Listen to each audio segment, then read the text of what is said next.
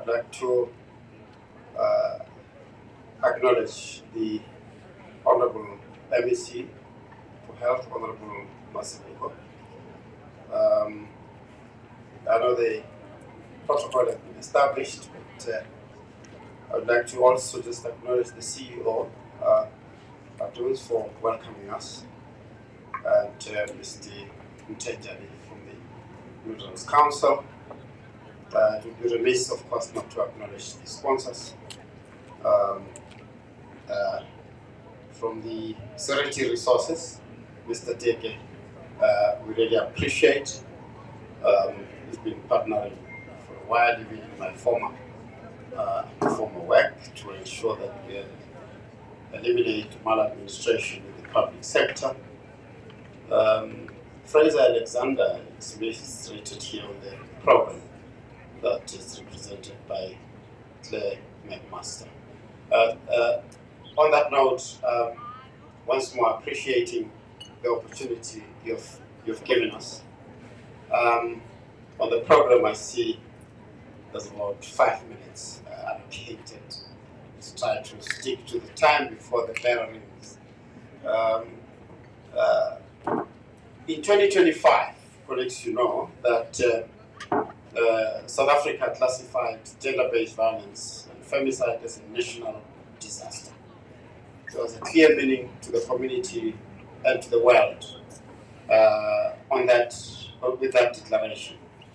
It is the first country in the world to do so. That really just epitomizes the country intention. Our president said so himself. Undoubtedly, it was very necessary to do so. This scourge impacts every aspect of our lives, every sector of the economy, every woman, child, and man in our country. In a country with the GBVF legislation and one of the best constitutions we have, the question that all of us ask ourselves is, why are we seemingly unable to eradicate this scourge? The answer may be that our response has been uncoordinated, premised on a silo mentality and misaligned goals. We do require partnerships. And today is one of those demonstrations that if we partner and partner effectively, we can bring out the results to ensure that we fight this scourge successfully.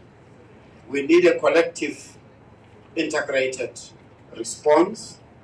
The prosecution, the SAPS, all other partners, social development, and of course corporate on its own, we need to partner in a collective manner to ensure that we eradicate this scourge. That is the only response required, a collective, integrated response.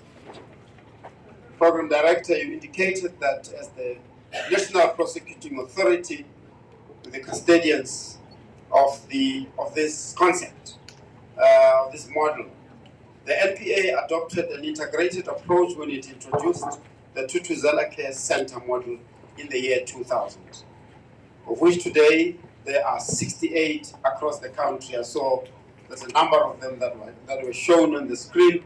We appreciate that. 26 years down the line, we have seen really significant impact in the victims of the GBVF. This model is premised on the needs of the victim. As you may have seen in the video, the whole approach is a victim-centered approach. We would like to ensure that we continue on that trajectory. As you might have seen, it coordinates service providers like the National Prosecuting Authority. There was a senior state prosecutor in the waiting there, member of the police, Department of Health, SAPS, Department of Social Development, and of course all other civil society and corporates that really render and offer their services there. Its success rate has been phenomenal, with an emphasis on increasing access to justice for victims. So by so doing, in respect to time, Program Director, you asked for some statistics. We can really indicate that with this approach, we have been able, because as you know, the center of ensuring that the victims experience justice, we as the National Prosecuting Authority, we are the center of that. If evidence starting from the onset of reporting, investigation, docket, and gathering evidence and so on is not done properly, we are not likely to present a successful prosecution. We need to ensure that the value chain is effective in this regard and the support for victims. As you may have seen, it's so important to support victims because they are often subjected to secondary trauma and so on. So the support that they require to ensure that ultimately we deliver the evidence that's required by court is very, very important. The courts only adjudicate on the credible evidence presented. And we, as the National Prosecuting Authority, are custodians of ensuring that we deliver that successful prosecution. So with this model, we have seen an increase in conviction rate, which really demonstrates the effectiveness of these centers. From 2010, which was about 60%, we have seen an increase of about 77.8% to date in conviction rate. It has become a formidable vehicle through which the NPA is able to implement its GBV prioritization initiatives. There's some initiatives that's going on around serial rapist prioritization initiatives. You know, this sketch in many instances. In fact, I would really, yesterday we had a very effective meeting on how to tackle organized crime in the country. I think we need the same initiative to ensure that this GBVF, as prioritized as a national disaster, we need to tackle it in the same way as we tackle organized crime. Because in some instances, it is organized itself. It has become a formidable vehicle in that sense. The model recognizes that it must remain flexible and innovative.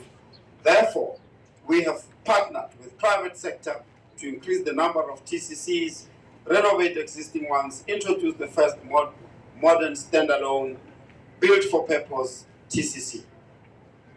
We are really, really appreciative. Corporate South Africa has demonstrated a willingness to invest in the GBV fight. The recommendation of Kopanong TCC is one of such investment by the Siriti Mine and Fraser Alexander. Once more, we really, really appreciate that. Well, the Kopanong TCC Center, without going into detail, was the sorting was indicated. It operates 24 hours a day, 7 days a week. Serves 12 police stations, without really going into detail on them. Serves a population of approximately 1.3 million, and the NPA staff complement, which I'm really proud of this team. Advocate Pule Matata is sitting somewhere in the audience. Advocate Kalapana Makajanis, or Pule is the senior state advocate and provincial manager. Advocate Kalapana Makanji is the state advocate responsible for TCC as well. And then we've got Tabo Wemisi, who's the TCC coordinator, Miss Kolilo Matuna, victim assistant officer. We created strong partnerships with government departments, civil society, corporate, and all others. So we have seen really some of the worst cases being resolved through the support of the Thuthuzela care centers, including, as I've said, some of the serial rapists have been convicted. We've seen such success in prosecution, resulting in one offender receiving a sentence of 30 years direct imprisonment. We would like them to be removed from the society, because they don't belong in the society, those kind of people.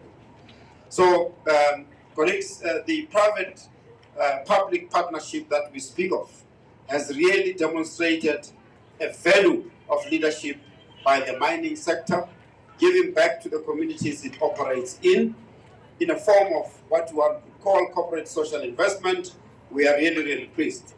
The re-accommodation of Kopanong TCC is more than just an infrastructure intervention. It is an investment in dignity, safety, and well-being of survivors in the quality of services provided to them. It ensures that survivors can access integrated services in an environment that promotes dignity. You could hear from that victim in the video, right? They didn't push, and she was informed that nothing happens without you saying yes. That is a very, very important. It reduces the risk of secondary traumatization. In conclusion, the story of Kopanong TCC, it's really a good story of resilience, partnership, and commitment. As this center continues to serve, the NPA will continue to serve and commit to expansion and enhancement of the TCC model. We are really pleased that we will ensure that the TCC, such as Kopanong TCC, we operationalize the classification of GBVF as a national disaster and fulfill our obligations imposed by the National Strategic Plan. Together, we can build South Africa where justice is not merely promised, but consistently experienced by every victim, irrespective of who they are and irrespective of what station in life they occupy. We need to really emphasize that. Where they are located or what language they speak, we should be able to serve them. NPA remains committed to establishing collaborations and partnerships which will ultimately eradicate the scourge of GBVF in South Africa. Just to quote, our President Nelson Mandela said the following at a National Men's March on the 22nd of November 2022. Until we succeed in mobilizing the whole society to fight GBV, we cannot expect to reverse the high incidence of rape and child abuse. Thank you very much.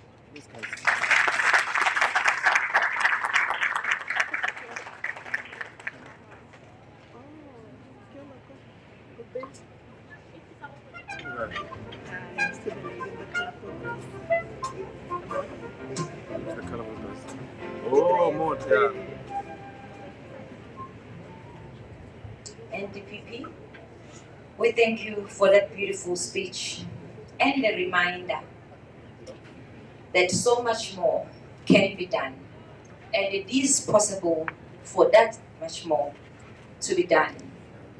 The 77% statistics that you had spoken to really is evidence that the Thuthuzela Care Center model is the leading practice, and that 77% of prosecution, might I say, is not just prosecutions from everywhere else. It is prosecutions that have been done through the Thuthuzela Care Centers.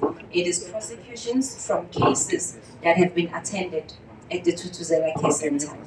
And as the previous speaker rightfully said, the President did declare gender-based violence and femicide as a disaster. And that really was premised because a couple of years ago, in 2020, during COVID-19, we all saw as a country that in the state of a pandemic, the numbers and statistics on gender-based violence spiked really, really high. It then really prompted the country to look at a centered and governed approach on how we can come together to then solve and end gender-based violence. I usually say to people, I work in a male-dominated space, not because I work in mining. I work in a male-dominated space because gender-based violence is not a woman's problem to solve. It actually is a man's problem to solve. We therefore love to see when we have advocates, we have feminists, and we have people that do stand with us in the fight. As the National Strategic Plan, as well as its 6 pillars, also emphasize on positive masculinity, on the involvement of men. Because as feminists say, not all men, but sometimes, most of the time, a man. We really call on you to hold hands with us, to walk with us on this journey. for us all to be able to integrate, not to have a gender war.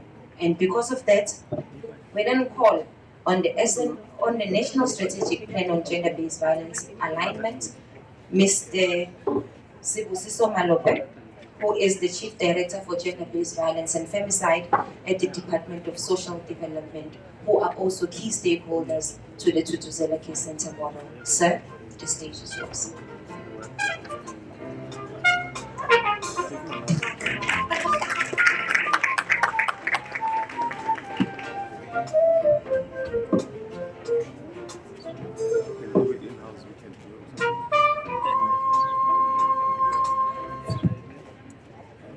Thank you, Program Director, Honorable MEC, and Executive Mayor in the House, honorable members, leaders leaders from government that are here represented, NPA, Department of Health, provincial, local, Mineral Council from South Africa, Seriti Resources, and all other stakeholders, not also forgetting Fraser, Alexander, and private sector, civil society organizations who are our implementing partners in most cases when we're delivering these services. Good morning. I'm Sibusiso Malope.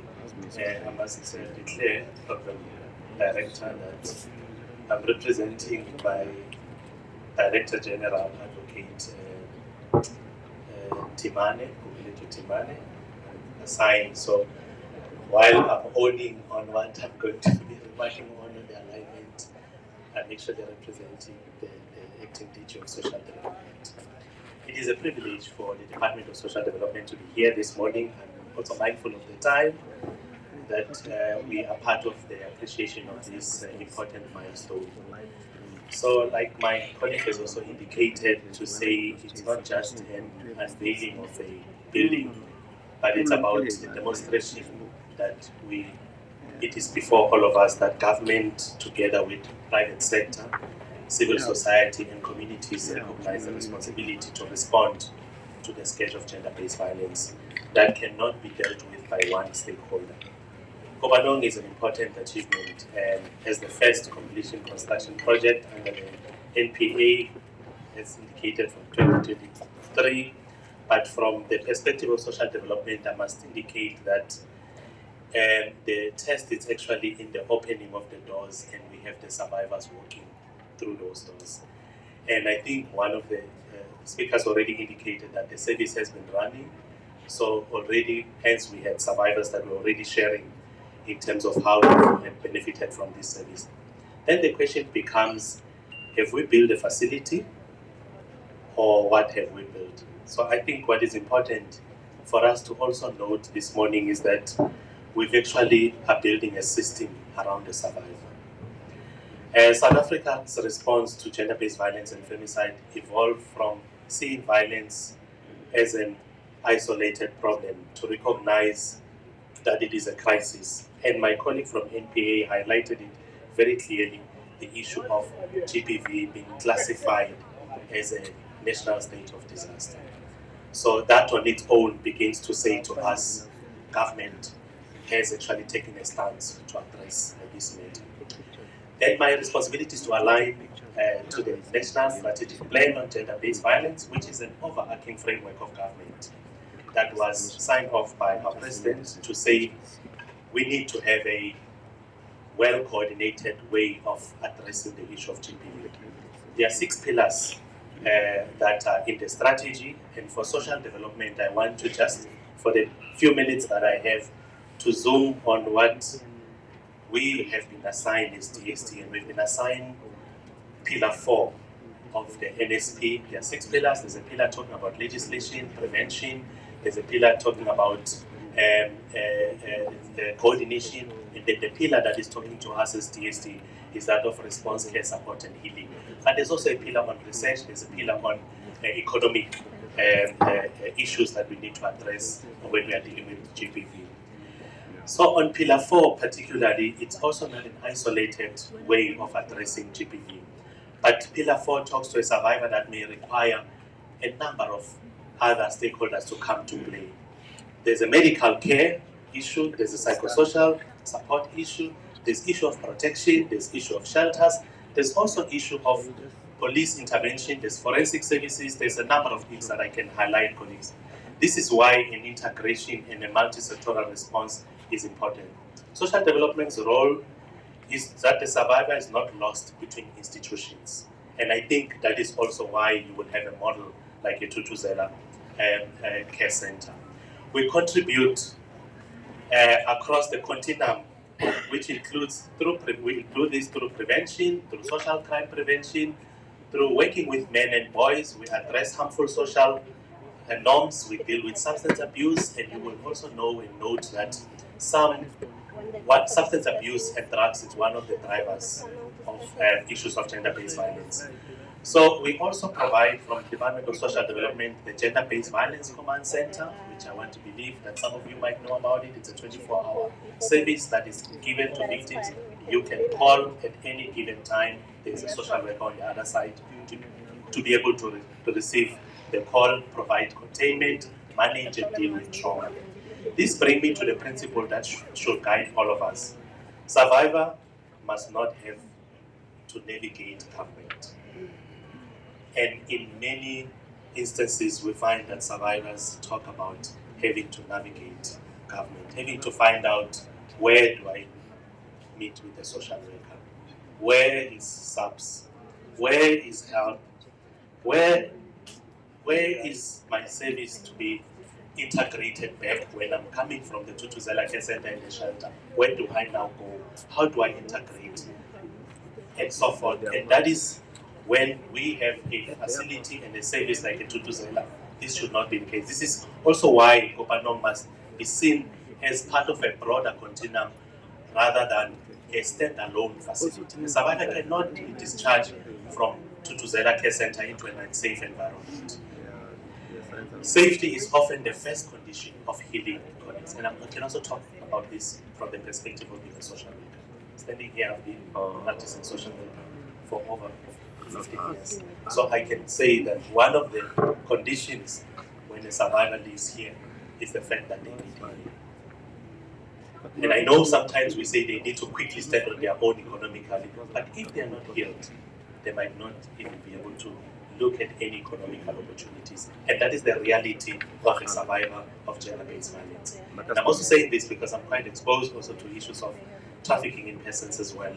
Sometimes we say when victims leave the shelter, the quick thing we want to do is that they must stand on their own and be able to work. But what are we saying about the process of healing that survivors need to have? And that is why when we talk about Pillar 4 on response care support, and an important aspect, which is the aspect of healing that needs to be provided to our survivors. The Thuthuzela and the shelter must be complementary to one another. Thuthuzela responds to an immediate crisis. The shelter provides safety and continuous support, psychosocial services, and facilitate healing. And hence, in most of our shelter facilities, we also say, why do you have, like I indicated, the economic empowerment programs that are in the shelter? There must be the elevation of the process of healing. Our work is also being strengthened through the proposed victim support services bill that seeks to provide a stronger institutional and legislative foundation for victim support, including improved coordination, accountability, standardization, referral and access to services, infrastructure and legislation that might be ultimately reinforced one another. So we all know of a story where the victims can say, immediately when the offender or the perpetrator is arrested, they are informed of their rights. Who informs the survivor of their rights immediately when they find themselves in a situation where they've been violated? Who makes sure that the survivor has the money to go to court to appear as the key witness? Some of these are the issues as to why we would even have situations where we've got cases that remain as non-prosecuted because the victims can't get to court. The victim doesn't have the necessary resources, and hence the victim support services bill is looking at how do we make sure that victims are properly supported. As I'm closing, I want to say I spoke about the command center, and I'm not going to go into too much detail, but it's important to say this is where also the linkages between Thuthuzela Care Center and the command center becomes critical, because 3 o'clock, 2 o'clock in the morning, there might not be a social worker physically at the Thuthuzela. So how do we make sure that the victim still receives containment? How do we make sure that the victim is still debriefed from what they've gone through? And this is where the link between the Thuthuzela and the gender-based violence command center of the social development, where there are social workers 24/7 seated to receive calls that with the victim on the other side who needs to be contained, who needs to be debriefed, and who needs that process of being assured that they will be supported in the system. Program Director, this brings me also to the last point of the mining sector. The Kopanong partnership demonstrates the value of private sector involvement, strengthening national response, but the partnership should not mean replacing government's responsibility. And I know, we all know that when something goes wrong in this facility, the first person to be called upon is the MEC or its government department of some sort. That is why it cannot be that government is exempted through this partnership. It should be it should also not be a once-off donation, but it must be a strategic and a sustainable partnership. We need partnership that support not only infrastructure but also maintenance, operational sustainability, technology, transport, survivor amenities, economic empowerment, prevention programs. Work with men and boys as one of our biggest elephant in the room, if I can say, the issue of us ensuring that these men and boys. As I close, what can we sustain should also be the question that we're looking at. What is it that we need to prevent? What change do we need to put forward? What can we measure and what can we replicate? So a model of this nature is expected to be replicated throughout the country. I'm cutting chair. I want to close to say NSP, yes, requires a system. It requires Thuthuzela as an entry point.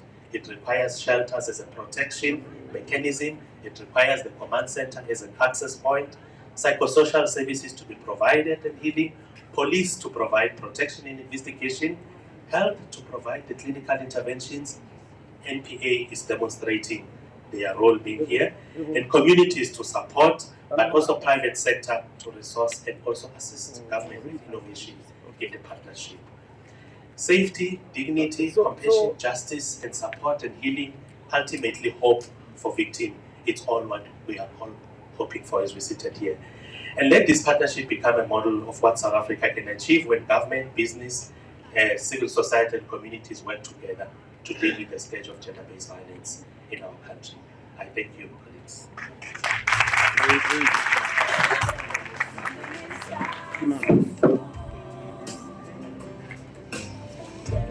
Brothers and sisters, we may exist and we're just not good enough. Good enough. In the mining sector, we usually say a victim may not remember the police, but they will definitely remember how they were treated when they came through to report. And that is why it is important that the healing of survivors be put to the front and it be prioritized, because it is the breaking point between someone actually getting the justice that they deserve, and it also is the pathway to healing. I will be acknowledging from the NPA that Advocate Boneta Rigamo is with us. She will be in the panel. She is the lead for the SOCA unit, which is Sexual Offences and Community Affairs. There is also Advocate Bell, who is the Deputy National Director for Public Prosecutions, and is also responsible and lead for the services that are within the Thuthuzela care centers. However, all of this would have not been possible if it wasn't for the sponsoring companies, if it wasn't for the National Partnership for Thuthuzela care centers being started, and for companies such as Sirit to raise their hand and say we want to support. We want to be a part of this. We understand that our communities are where our workers, but most importantly, the people that we also care about are at, and we want to help beyond the mining gates. With that, we will be calling through our first special address by the sponsors, the CEO of Seriti Resources, who is responsible for building or rebuilding the Thuthuzela Care Center structure that you see outside, Mr. Mothibi. The stage is yours.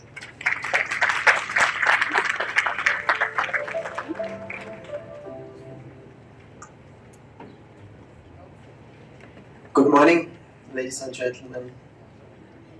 Our protocol observed. I struggled to mention names of a lot of people, but out of respect, our protocol observed. I repeat. Yesterday, I was in Mpumalanga, and we were doing a short turning to build a police station. We're spending 50 million rand to build a police station in a township called Sianoba. And one of the observations in my life, I've been in business, and being in business, I've worked at universities, I've worked in several places. One of the things that I'm observing, or patterns that I'm observing in the world, is that at business school, they teach people like us who are CEOs, who are entrepreneurs, who run businesses, that we worry about the strategy of the business. We worry about the growth of the business. We worry about the balance sheet. You worry about paying salaries. You worry about returning money to your shareholders. And things like these. I'm talking about Thuthuzela care centers, building a police station, are left to certain people, and they call it soft issues in business. That's what they do. That's what they teach you in a business school, which is wrong. And go and tell that business school I said that. Life has changed. You will not be able to have your investment growing and manage your businesses successfully if there's no rule of law in your country. If your country is unstable, right now, if you look at the rule of law, the index they talk about, they say Denmark is the most, it's the strongest in terms of rule of law. I am telling you, and it's my message to you today, that if you think things like building Thuthuzela care centers, if you think about health care of people, if you think about the education of young children, if you think about police stations, if you think about resourcing rule of law, as in Advocate Mothibi, making sure that they have the resources, and you think it should be left to the government because you're a taxpayer, I think you're making a mistake. And my view of the future is that we will thrive as business people. We'll create value, we'll make money, we'll create wealth, we'll pay taxes in a country that has strong rule of law.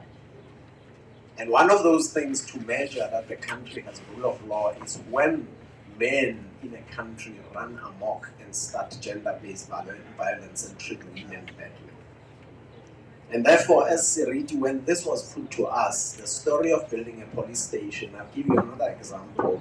Last year, a request was put on our table that we should buy 18 to 20 bakkies for the police in Mpumalanga because they didn't have transport. We had to do that.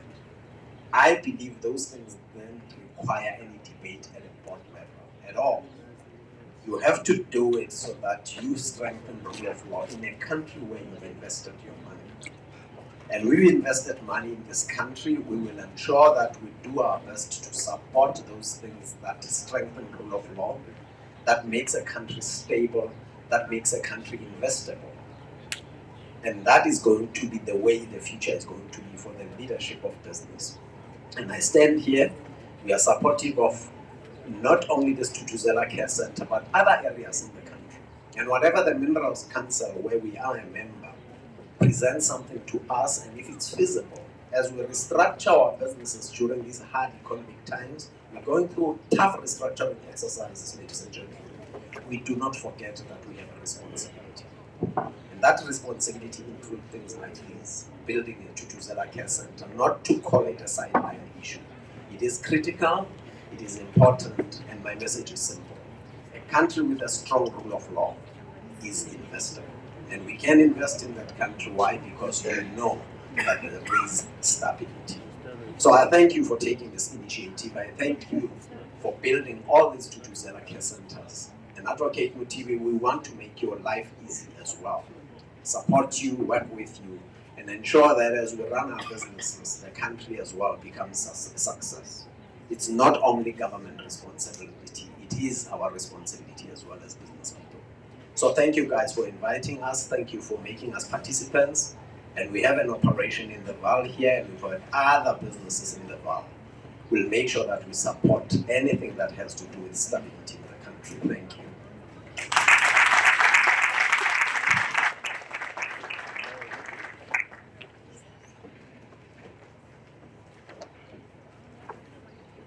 I wouldn't have said that any better myself.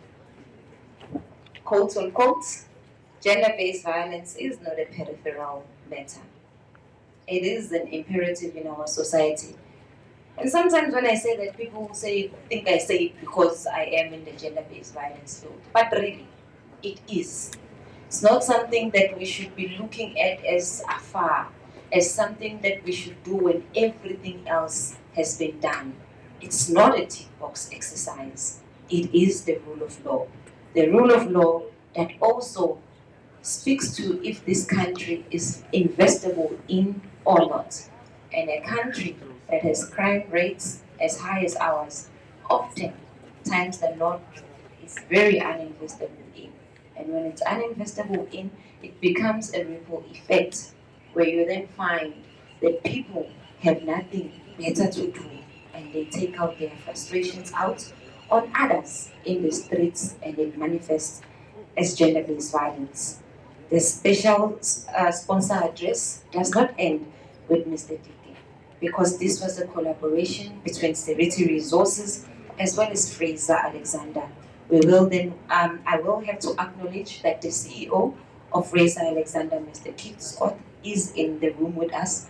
However, Ms. Claire McMaster, who is part of the advisory board and one of the founding members of this partnership, will be taking us through her address. Thank you so much.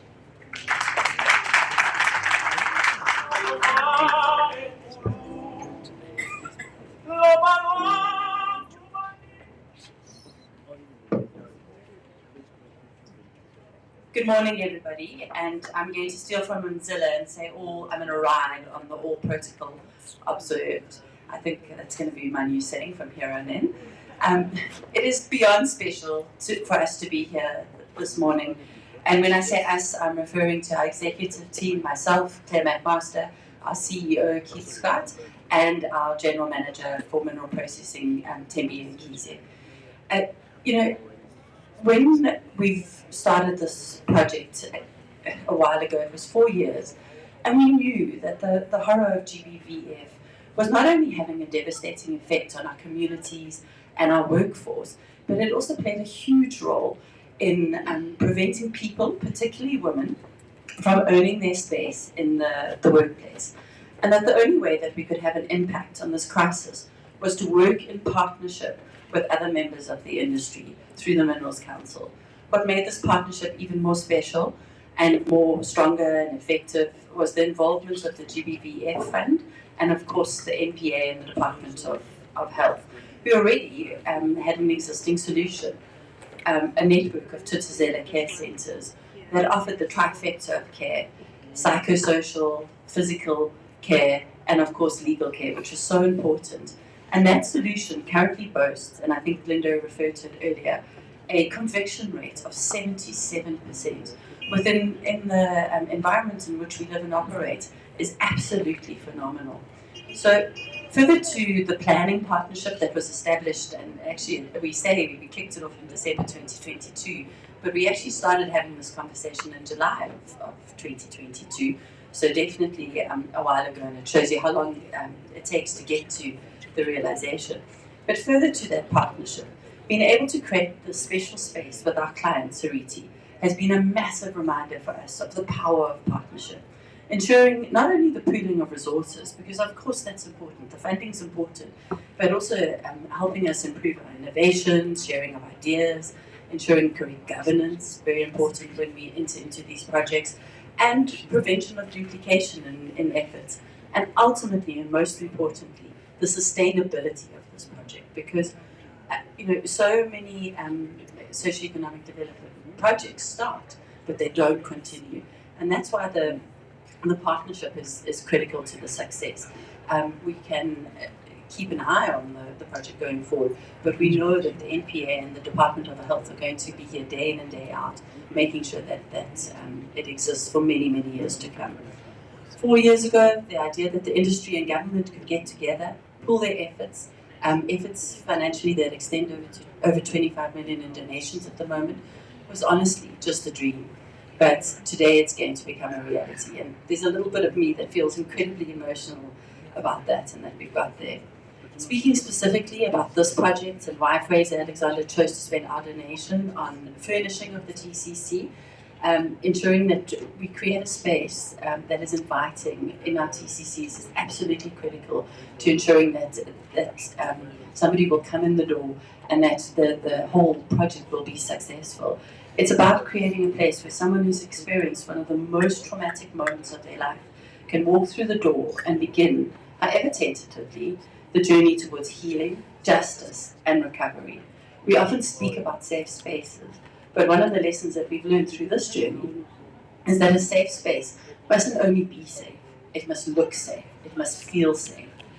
And for many survivors, seeking help requires enormous, I'm going to say for all survivors, seeking help requires enormous courage.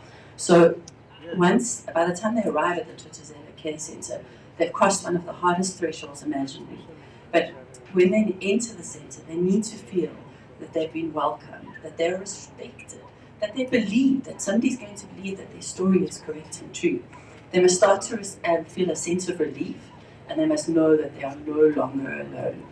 By ensuring that we do things like having the right lighting, simple things, good colour choices, the artwork that Masai will talk us through when we go on the tour, something as simple as the overnight facility, the children's play area, these all go a long way to creating the dignity and ensuring psychological safety for the survivors who visit our care centre. I want to also say that it's not only important for our survivors who come into the centre to experience this good environment, it's also very important for the people who work here. The levels of stress that they deal with day in and day out, they are true champions of the solution. And to work in a pleasant working environment makes such a difference, and goes a little way to alleviating the stress that they experience daily. And then I'd also like to extend sincere appreciation to Seriti Resources for funding the rebuilding of this facility. And we are being seen as co-sponsors of the event, but really you are the true champions of this initiative. So thank you very much for your funding.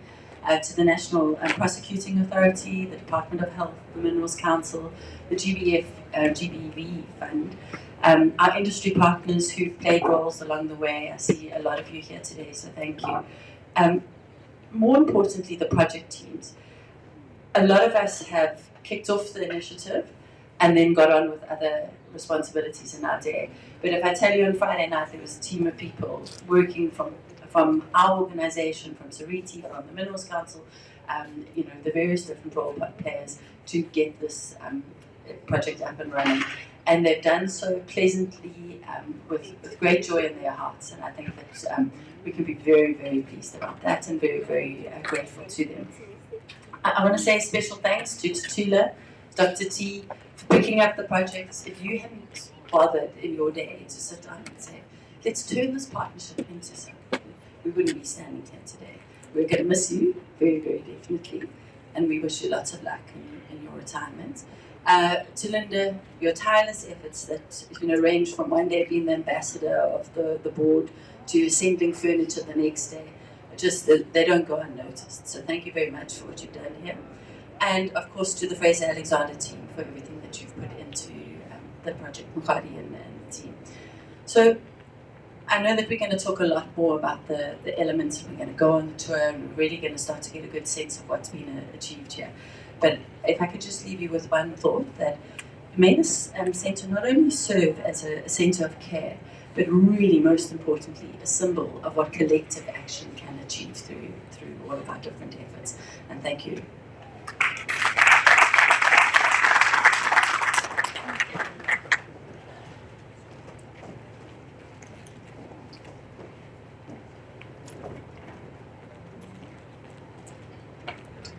The key message that we gather from that is that sometimes we forget who the work that we do really is for.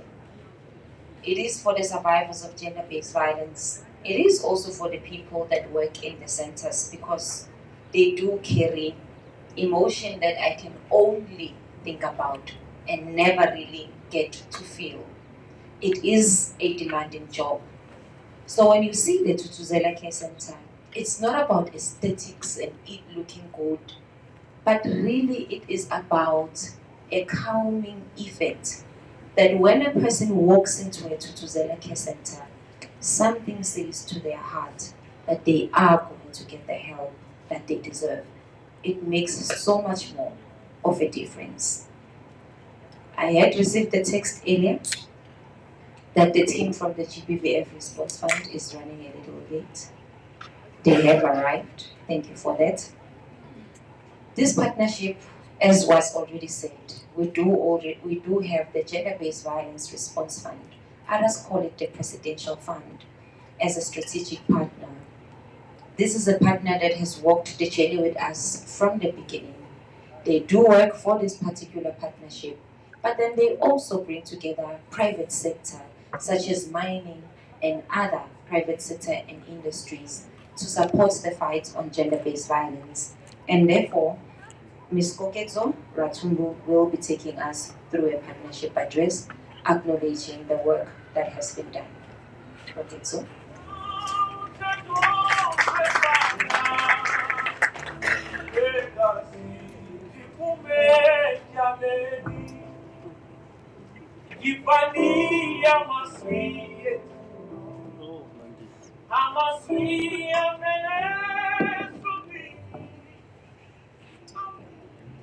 Good morning, colleagues. First, I would like to start by acknowledging everyone in the room, all protocol observed as already outlined earlier, and also to share an apology on behalf of our CEO, Ms. Tandine Zimande, who would have liked to be with us today, but unfortunately could not make it this morning. So I will start first by really extending our heartfelt acknowledgement, particularly to the Minerals Council, as a convener of this very important day and partnership, especially amongst the mining space, and to Sariti and Fraser Alexandra, whose contribution has helped make the refurbishment of the Kopanong TCC possible.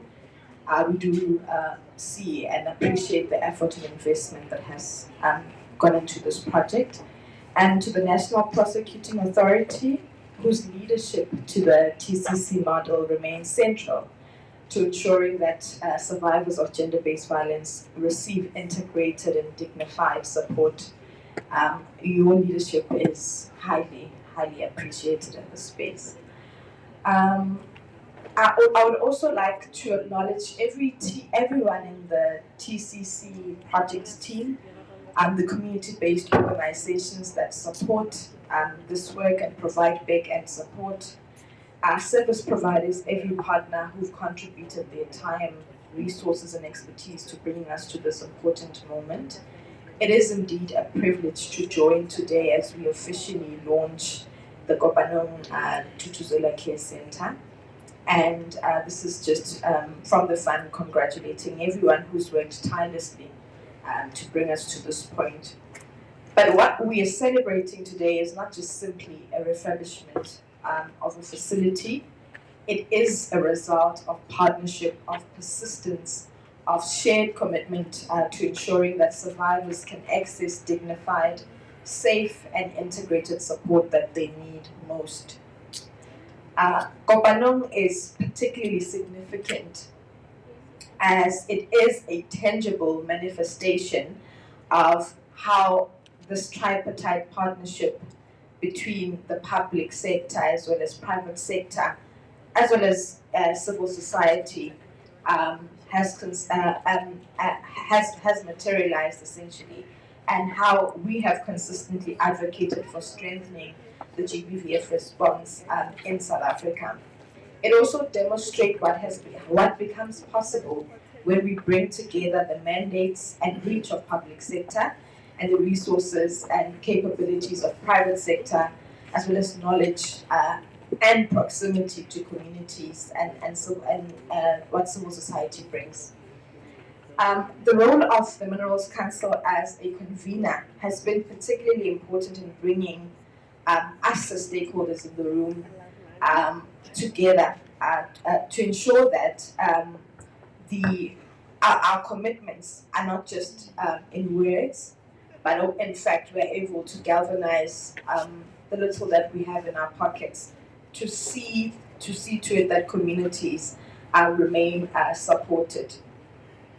So from the GBVF Response Fund, this partnership also speaks to something that has been important to us since inception, turning commitments into practical interventions and strengthening the national response. A practical example would be at inception of the fund, Vodacom made an indirect pledge to support the Thuthuzela Care Center initiative. And subsequently, we had the privilege of seeing the commitment materialize through this broader partnership, including the reaccommodation of the Kopanong TCC in Eastern Cape, as well as the Kabokweni TCC in Mpumalanga. That progression from an early commitment to tangible infrastructure that strengthens survivor support is precisely what we want partnerships to achieve. And I think today is more specifically also a demonstration of that translation from commitment to action.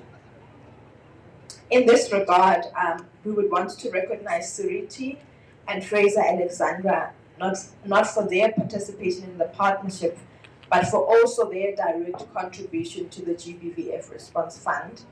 Collectively, the two organizations have contributed close to $1 million directly to the fund, resourcing also our programs to support community-based organizations that are also on the front lines of supporting victims and survivors of GBV.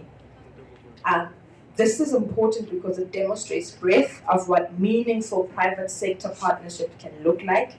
It can be infrastructure, it can be direct funding, it can be technical assistance, it can be advocacy. It can be investment in community-based organizations that bring critical support or that do critical work on an everyday basis, often with extremely constrained resources. So the fund remains committed to supporting the resourcing of TCC through refurbishments where required, while also responding to critical gaps brought about by funding constraints and cuts that we may all be aware of that may impact service delivery. At the time, we remain equally committed to strengthening community-based organizations that form such essential parts of the response ecosystem. Kopanong therefore gives us a practical example of what partnerships can achieve. A need was identified, partners came together, resources and capabilities were mobilized, and NSP was responded to, a solution was developed. And that sounds simple, but anyone working in the space knows that considerable coordination, commitment, and persistence is required to be able to turn and bring this project of this nature into fruition.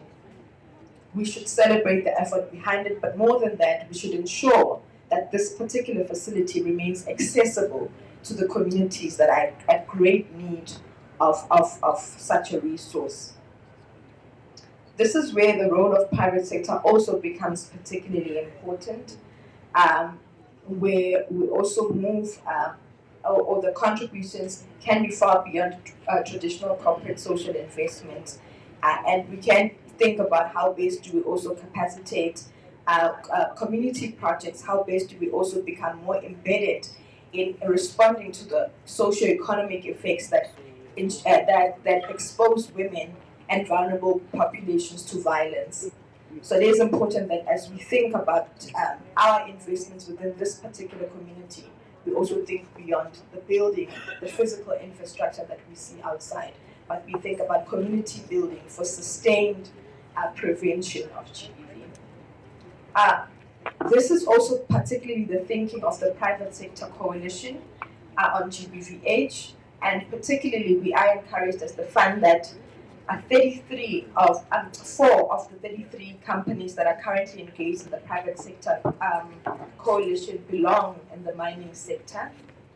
And this particular coalition really speaks to how best do we capacitate private sector companies to have practical resources of measuring where they currently are, where their efforts need to be strengthened, and what improvement plans need to be put into place. In fact, an event is taking place tomorrow, on Thursday, tomorrow, at Alexander Forbes, where we will be launching the community of practice for this particular initiative, as well as launching what we call a maturity model, which is a tool that will capacitate private sector to practically know how best to respond.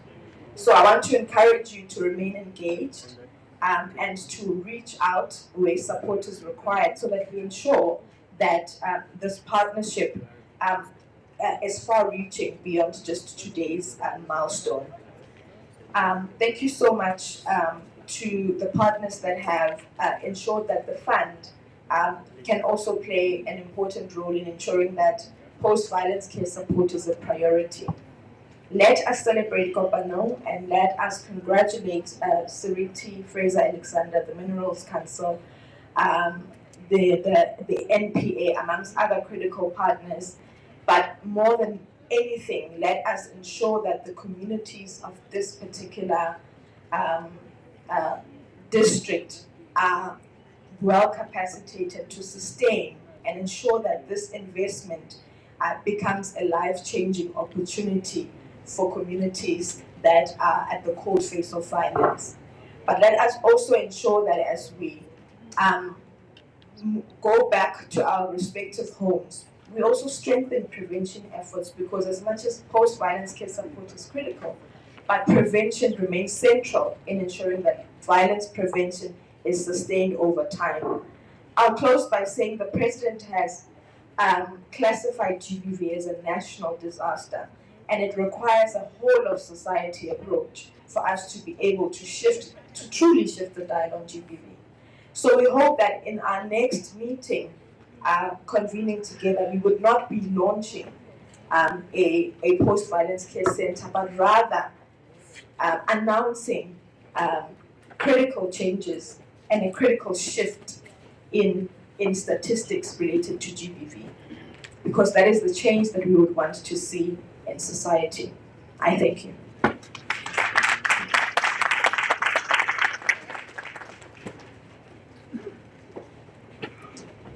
Okay, so colleagues, we are running short on time.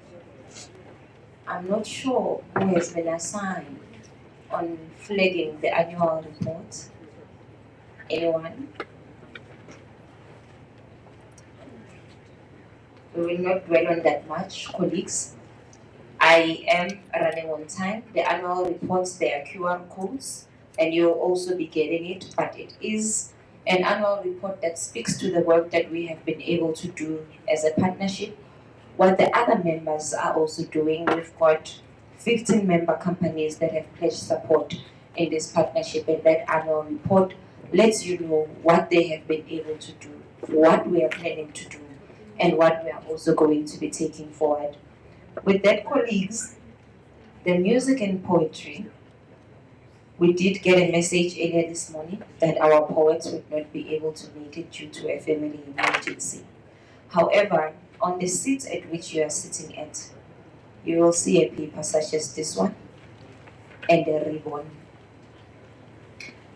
I want you to take the ribbon and paste it on the person that is near you. Well, maybe paste is a make of a better term. But you will have it. You were not supposed to put them on your sentences. Ah! Instruction.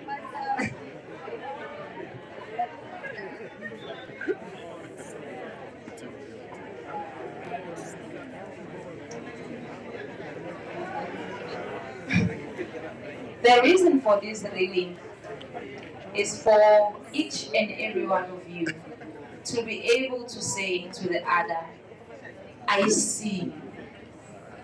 We often sit next to people and we barely see them. You don't look at the other person in the eye. You ask them "Kunjani?" as a question that passes. There will be punishment for those that have already put their ribbons.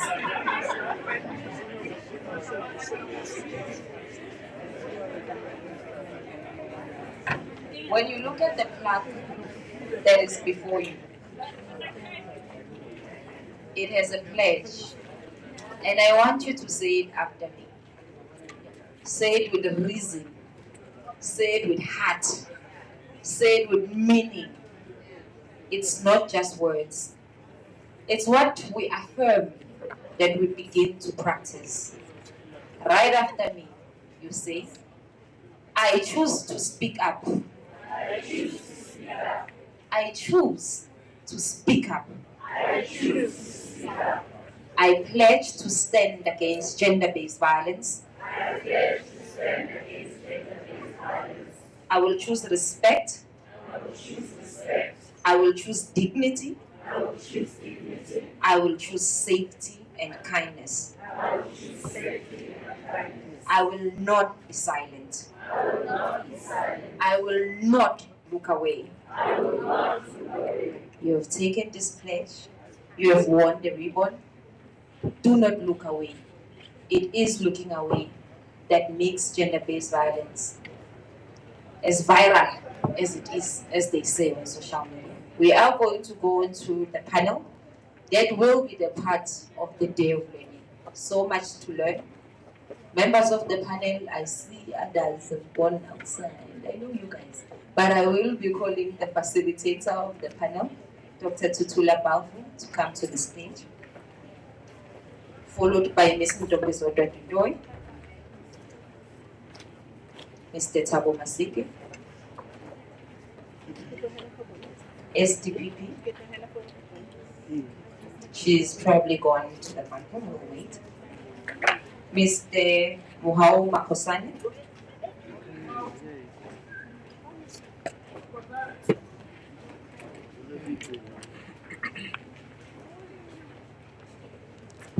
I see the SDPP is approaching. I don't see Mr. Makosane. Anyone from DOH you can indicate? I don't have a face to the name. Ms. Tembi Mkiza?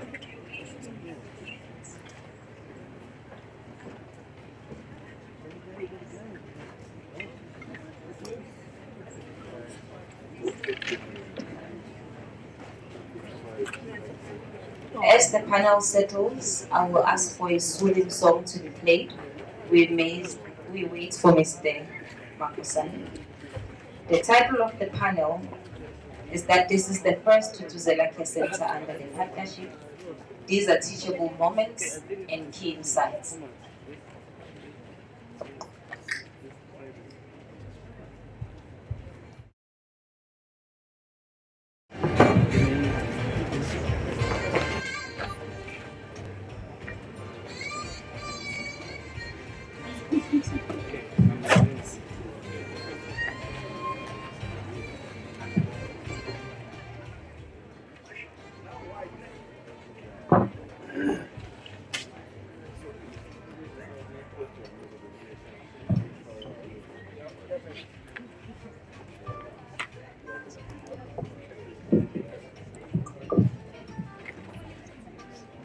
Good morning, ladies and gentlemen. I would like to at least acknowledge our MEC who is here with us, and the mayor, and all protocol observed. As our program director said, this is one of the key parts. You know, our CEO Minerals Council did indicate the purpose for this day. It is a day of learning, and therefore now we have come to the section where we are going to be learning what each of the stakeholders has found regarding the establishment of TCCs. And we hope that this will assist us with the future TCCs.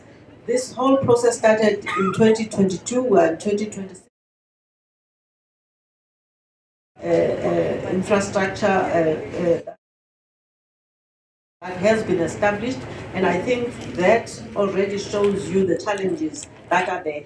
And so in future we are looking at how these can really now start rolling out far more quickly. And my eminent panel here is going to assist us with that. With that short introduction, I would like to start off with Ms. Zodwa Dutoy, who has got lessons from the Dilokong TCC. And the question for you, Zodwa, is how can partners and stakeholders communicate and collaborate better to ensure the maintenance and sustainability of TCCs post-construction and the donation? Thank you very much, Dr. T. Good morning, everyone, all protocol observed. I would like to open with a statement that says, when industry commits, consider it done. And as Glencore, we know that we have a responsibility towards our communities. When we decided to commit to the call from the presidency to say private sector must also come in to support the national strategic plan, because GBV does not only affect communities but it affects everyone in South Africa. We then said against our or aligned with our human rights. As we said, GBV is a human rights issue, and underpinned also by safety. We committed to say we won't hit the call. We then reached out to the NPA soccer unit. I remember I did not know about the TCC. What is a TCC? When then we reached out to the NPA, we were able now to hit the ground running. We started with those protocols of sending through commitment letters. That's where we met Advocate Bonnie and the team. We are the first mining house to hit the ground running, Mr. Masike. That's the video of being the first, because we were able to hit those potholes and we're able to be sort of a pilot to say in the partnership what needs to be done. Ours was a purpose fed TCC. What do I mean by that? Is the first brick and mortar, because most of the TCCs are within your hospitals, whereby you would have to retrofit or you would have to revamp so that they are able to accommodate the duties of the PCC. So when the partnership launched in December 2022, we have already built that TCC. So the key insights and learnings in terms of lessons learned is that the easy part will be the building. And then beyond that now it becomes maintenance, security, and that is where I would say sustainability will be lost or will be won post the building. And the other insight that I would like to share is it's the mandate, the decision making, because we had to collaborate with the NPA, the Department of Health, the Department of Social Development, the SAPS, because as we said, the TCC is multi-pronged. You will have to have all those partners driving the TCC, because they are critical to the model. So that is what the key lessons that I would share, to say when you start with those steering committees, you need people who would be able to take decisions so that post the TCC you do not have to go back to say there are things that you have missed. For example, with us with Dilogo, we missed the issues of the PFMA to say this is not a sponsorship, it's a donation, and there are other critical processes towards that process. As I've said, the TCC is multidisciplinary. The other functions would lie with their beyond the industry control. They would lie with the NPA, for example, the issues of staffing, the issues of prosecutors, etc. I would also say the handover is a governance process, and that is the biggest lesson, Mr. Masike. Who owns the asset, who maintains, who runs the costs, the handover of the keys. The lessons learned from it should also go with a written agreement to say this is how we're going to do things, because beyond this event, now you would have to have, I don't want to say back and forth, but you would have to tie those loops. So it's better to tie them prior to the event so that you know that you leave not the partnership, but you are able to close all those gaps post the handover. And I would say Tilokong, in terms of status, it is functional. It is very supportive to our assets and to the community.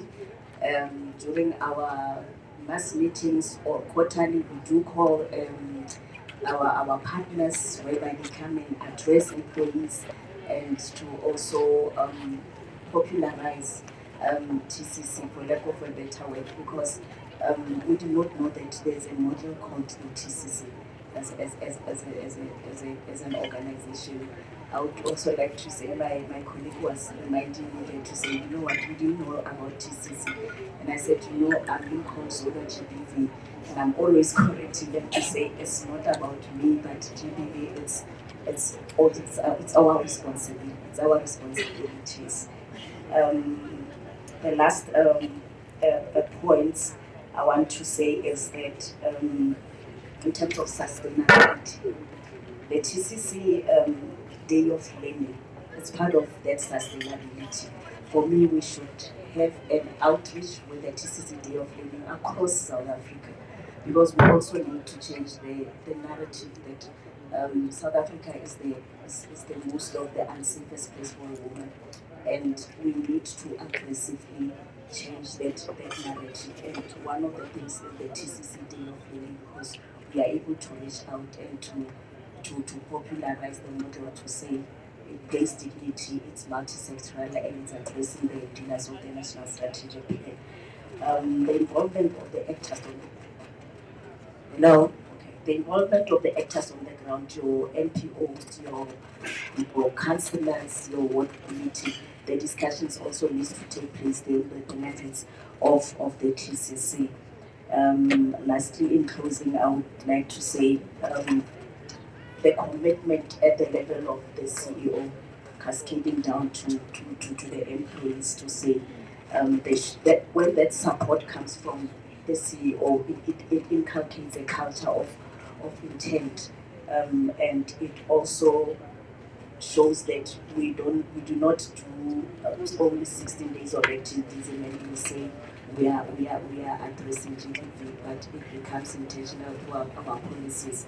And the other issue that is now on the table is the guidance note from the DMPR that also says we need to commit to the national strategic plan, which we are doing.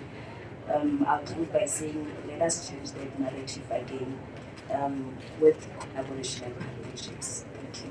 Thank you very much. A round of applause, please. Thank you. Zodwa had a lot to say simply because they built, they sustained, they see all of these challenges. And so to the other colleagues, I'm not expecting you to say a lot. Mr. Masike, it's great you are sitting next to Zodwa. She had great lessons for you and for all of us.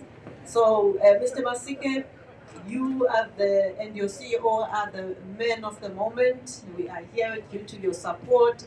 And so, what is Seriti learned from taking the Kopanong project from commitment to completing the facility, and what should future sponsors anticipate in terms of timelines, for instance? Dr. T, thank you very much. Colleagues, good morning once again. Dr. T, I think some of the learnings that we have learned, during the completion of this process, number one is a said learning. Number one is that, it took us 4 years to put together the structure. But if one were to go back and say, last year this time, we did sorting just outside there. It took us only 12 months to deliver this project. But if you go back when the pledge was made in December 2022, it's just not on. That's not how private sector works. Definitely, I'm sure there are learnings that our colleagues and counterparts will learn from this experience. Private sector, when we make a decision to implement, we decide, we put together a team, we get together in a team that's going to run the process, we implement, we deliver, we hand it over, and we walk away. And then the beneficiaries of this project did not have to wait 4 years for them to use the facility. So that's number one, frustration number one. But along, with that, you're also sitting with learnings where we realize that some of the projects, some of the stakeholders which we needed to get to be on board, right? They were left behind, right? We made a pledge, we didn't do a proper stakeholder mapping in terms of who are the various stakeholders who need to be involved. Right? Number one, like your coordination, the construction, of course, the approval processes. There's an approval process that we said, here's a TCC, this is basically how it should look like, and of course, the various stakeholders that need to sign off on this process. There are times when, people who have been left behind, when you knock on their office for them to sign on drawing, and say, but what is this about? Right? We don't know what's happening. So we miss out on the information. How are we expected to sign, and approve these plans? So I think better coordination in the future needs to be looked at when these, constructions are being done, to say the pledge has been made. Of course, construction will take place, but in between are all the stakeholders, involved. This is a multi-stakeholder, project that we have to say, right, as we pledge, let's make sure that, we can get everybody, to come on board. Approval processes where the key frustrations that we experience in this process. So that's the one other thing. Municipality as well, at the end of the day, municipality also a part of this process. And again, I'm not going to say much, but frustrations as well, that we picked up, from that. Even though, extensive coordination meetings were done, but some stakeholders said, were missed out. And this has a negative result on cost escalations as well. That's something that we may need to be aware and alive to. And the other things that we experienced was lack of existing, built information.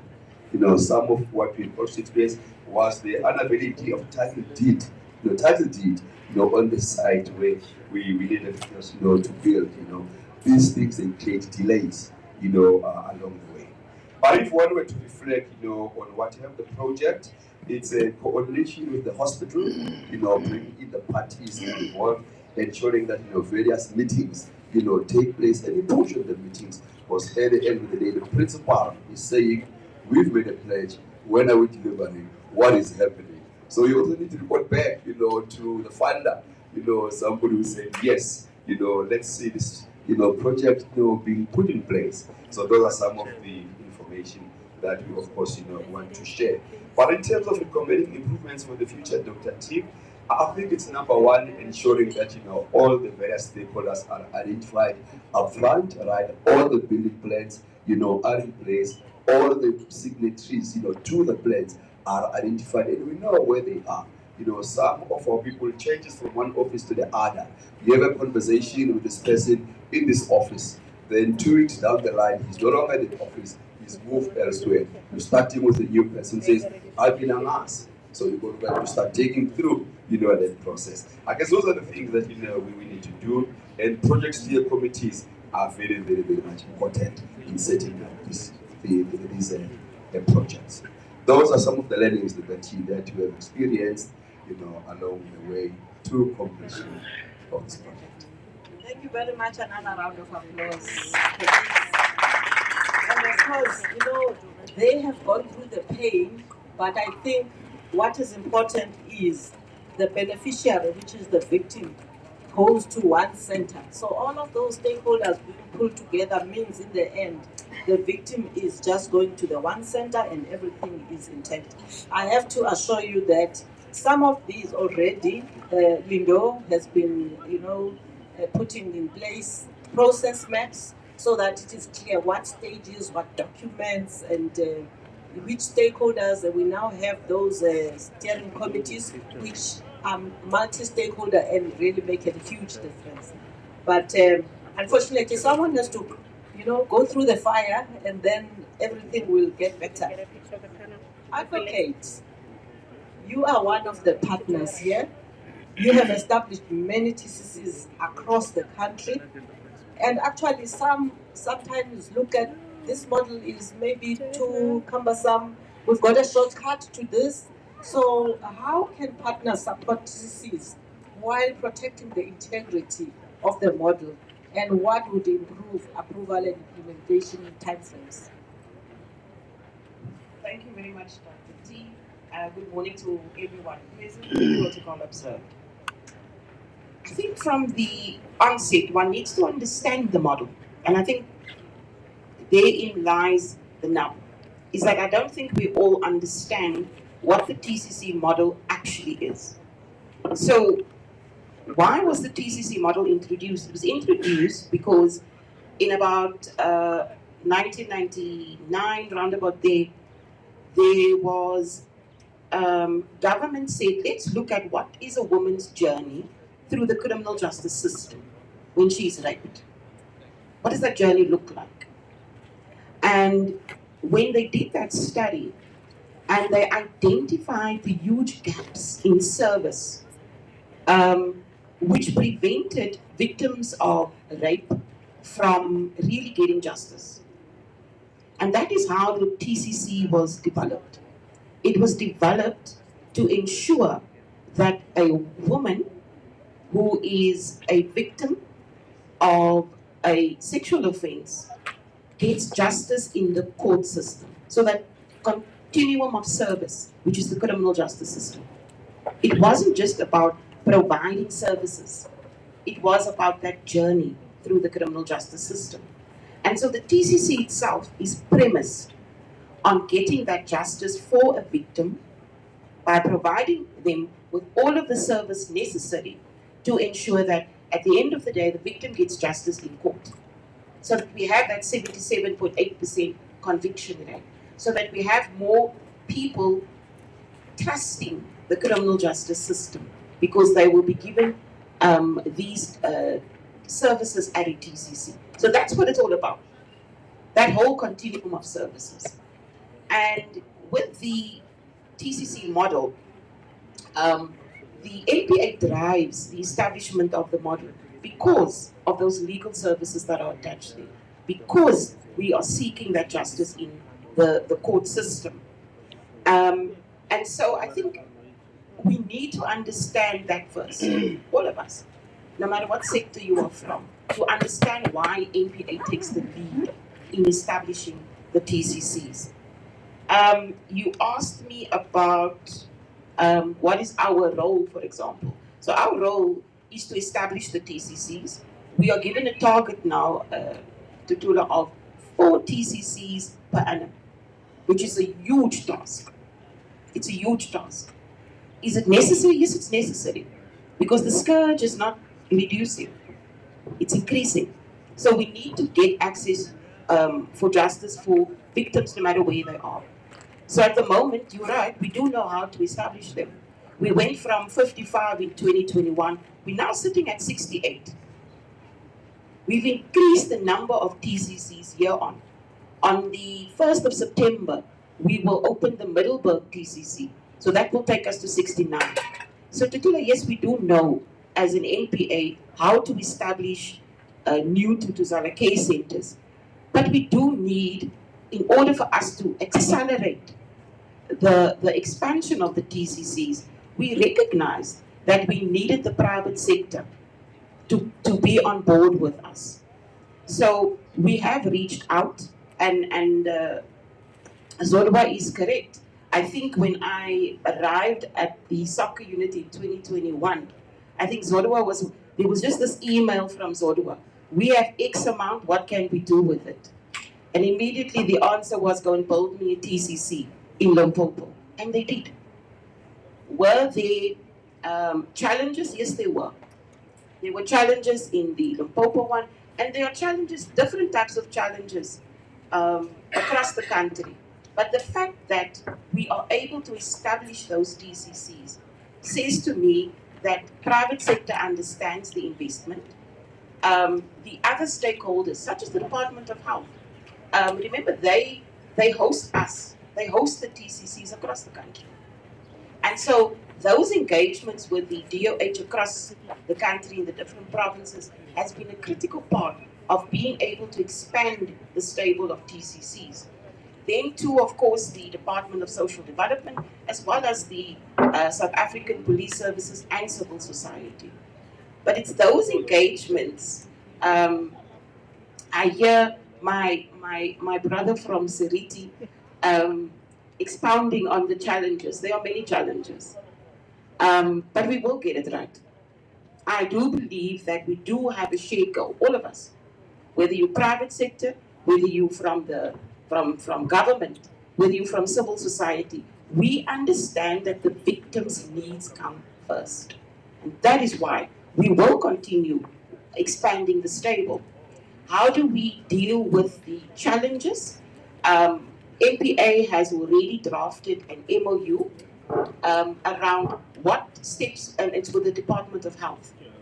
What are the steps that we need to take in order for these challenges that Seriti especially had to experience are eroded? And so we are waiting now from Department of Health National response, because they've sent it out for consultation and comment from all of the provinces, etc. And we believe that if we are able to secure that MOU, that gives us a consistent way in how we go about engaging with everyone. I do believe that we will be able to accelerate even more and with less stress from our side, because again, there's also stress on the NPA when we have to do this. Coordination, yes, we do need coordination. I also just want to say to the private sector partners that this is also new for us as NPA. It's new for us to sit where we are discussing, architecture and all sorts of things. It's not something that we are quite au fait with, but we understood that we needed to just sort of broaden our minds so that we can get to where we are now, where we have this particular type of building, where people now in the Kopanong and the Mothibi area are able to access something that really gives dignity. And I think as we move along, when that MOU is signed, and I would encourage the DOH to really get us to a conclusion now, because it is needed. We have plans to build several new TCCs. We have plans to reaccommodate existing ones, because I'm sure those of you that are sitting here that have visited some of the older sites would know we need one that looks like Kopanong. The victim deserves one that looks like Kopanong. So it is the MOU so that all the rules are set that will guide all of us in the provinces. Just in respect of the private sector as well, I just want to acknowledge the work of the private sector, not just in the room here, but private sector generally. It's really an investment that they've made. I hear the word donation, and I don't always like the word donation. I believe it's an investment that you make. You're making an investment in this country, and in the people of this country, and in the fight against gender-based violence when you partner with us, the NPA. I hope I have addressed some of the issues, but the TCC model works. It works, and every victim of gender-based violence in this country should, as a rule, have access to a TCC. It's not just a nice to have, it's a must have for all victims. Thank you.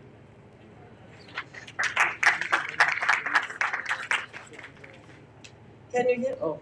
For those who might not know, you know, the 77% conviction rate has been bandied about for TCCs. What you did not hear is the average conviction rate if you did not go to a TCC. It's less than 10%. So it's quite critical. It is an investment, as the advocate says. It is an investment to have TCCs because then there are consequences. Otherwise, you can offer services, but then the criminal is roaming around free. So thank you very much, Advocate. Our next input is from the Department of Health. We would love to, of course, the department hosts, which is why we are here. And there is this, you know, they are hosting, but then everyone else is coming to tell them what to do. This is what we want done, but it's their own land. So what must be in place for a newly completed TCC to become a fully operational survivor-centered service?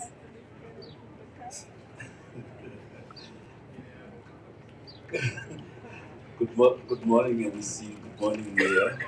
Good morning, colleagues. All protocol observed. I am actually going to start with a lesson I learned when I started my journey in this area of clinical forensics way back in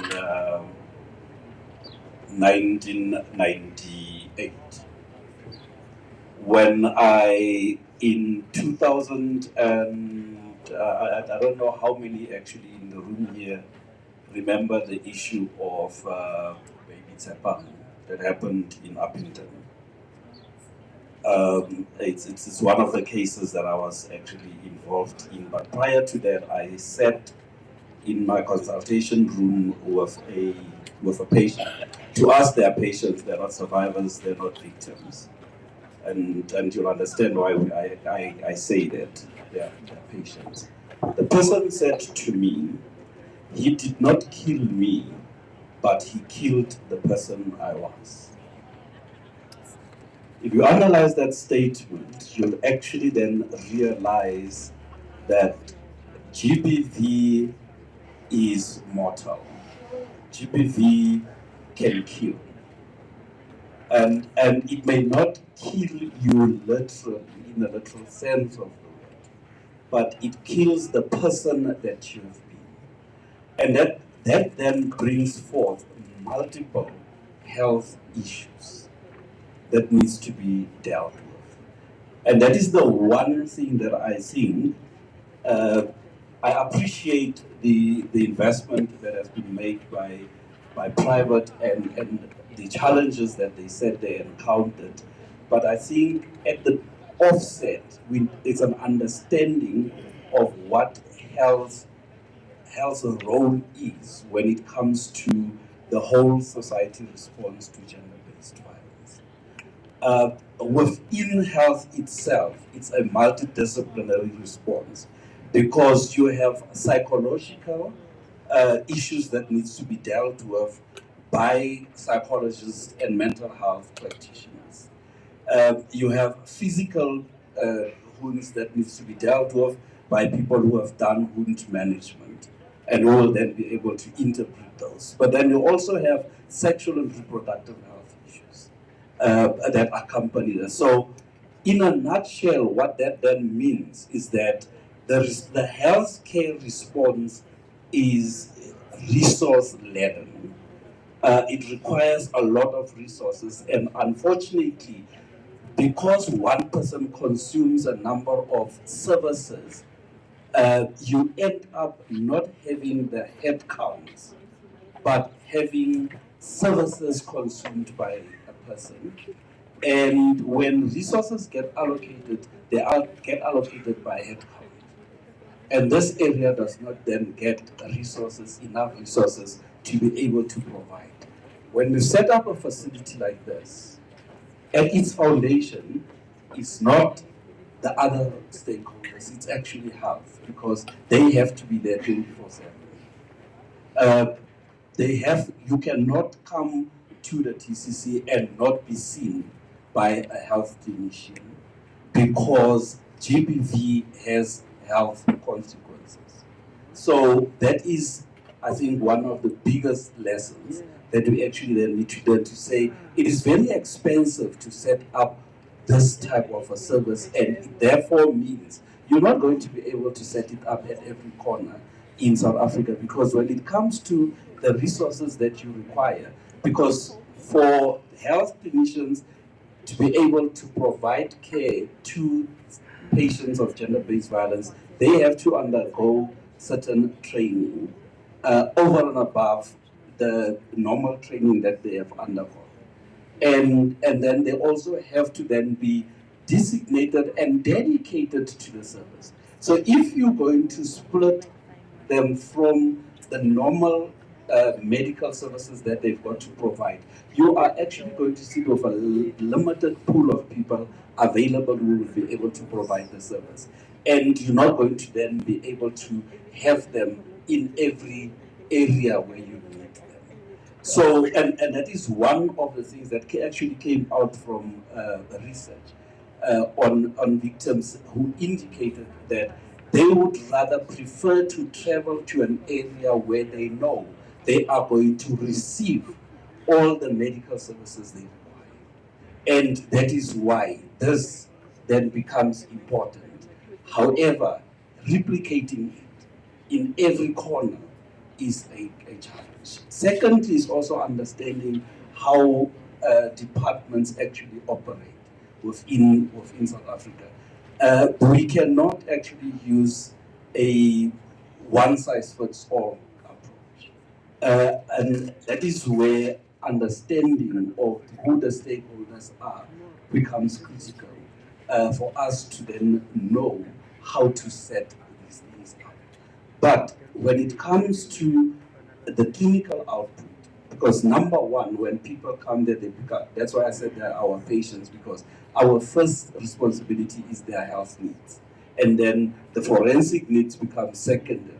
And what we have learned from this is actually, it's one of the things that we always thought that when a person presents after gender-based violence, there are definitely injuries.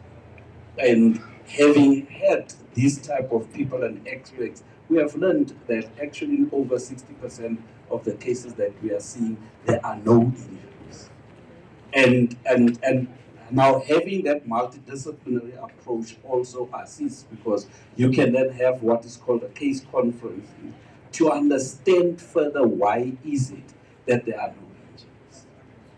And for communities to also then understand. And that is why in health we will not use the word rape, but we'll use the word sexual offense. Because we don't know what it is until actually all elements have been proven.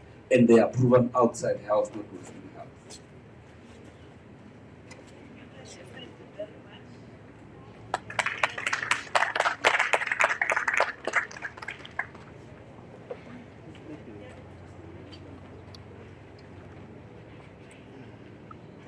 Testing. No, thank you very much to Mr. Mohau for, in a way, bringing it back to the reality. I mean, those of you who know about baby Tepang, it's one of those cases as a South African which don't make you proud to be one, and which now and again you wonder what happened. Did she ever have a normal life? Did she have children? Was it possible? And so, again, you were telling us about this physical, which can be extreme as with baby Tepang, but there's also the mental. You told us about how the person in a way has died. Who they were before has died, and that is the mental part. So there might not be even a lot of physical evidence, but the mental damage will live with the person. Thank you very much. We now go to our colleague from the GBVF Fund, Ms. Tembi Mkize, Fraser Alexander. We actually don't have our colleagues from the fund. So Tembi Mkize is from Fraser Alexander, who some are part of the sponsors and contributed the furniture that we will be seeing. So from you, Tembi, one would like to know your perspective as a company regarding what should survivors experience when they enter this center, and how partners should assess whether their investment is making a difference. Yeah, thank you, Doctor. Good morning, everybody. Still morning. All protocols observed. I would like to start by referencing our Constitution. In our Bill of Rights, there is, I'm reading, human dignity. Everybody has inherent dignity and the right to have their dignity respected and protected. Colleagues, that is in our Constitution. And the speakers before me have spoken about the healing part that needs to start after the health parts have been addressed at the TCC. But before the healing commences, we receive victims at these centers and we want them to feel dignified from the minute they walk in. Hence the decision to pick the furniture and the quality they picked, the colors, the feel. I think the team will be taken through for a walk. You will see for yourselves that, if you walk in, if you look at the stand today, this is a beautifully decorated venue. We, and I assume everybody, all the sponsors, all the dignitaries in this room, they feel respected. It is the same type of respect that we intended for the victims going to TCC centers when we opted and raised our hand to say we will provide such furniture. We just want to preserve the dignity of the victims and to trigger the start of the healing, as it will probably take years, if not longer. And all departments here, I think we agree that we are addressing victims of a crime, basically. We address a national disaster, as has been said. And in partnership between industry and government, different government structures, different industries, in this case, mining industry. As one of the speakers before me mentioned, talking or addressing, and Mr. Decker as well, addressing our youth, addressing our young. And maybe this is an opportune time for me to perhaps say, we have proven that collaboration through the partnerships, through the government and industry has led us to here. We are launching this beautiful facility today. But why can't we do the same and say, what is in our curriculum of education? Can we not put something there where we are teaching at school, nothing extra required? So we just review the curriculum at school to address the society outside of the class. Because the truth is, outside of the class, and sometimes in class, by the way, because bullying, and it's also on the rise, unfortunately, in the world. So can we not use the opportunity of partnering? Because this partnering is important. It unlocks doors, it makes things possible. Can we not use that opportunity then to say, in our education system as well, let's take a chance and partner still with government and industry and educate more our boys while they are growing. I think it is something I will leave obviously to the authorities for them to look at, but I think it's an opportunity we have, especially because through this we've proven that it works. It works. That's why we are here today. And the success of the people that we will be helping at the TCCs we will measure it by receiving less and less. We need to see less and less victims coming to the centers. But we also want victims after coming to TCCs being able to stand in front of such audiences and speak and basically bear witness to the assistance that they got. And it is up to us in different departments to make sure that that happens. Thank you. Thank you. Round of applause.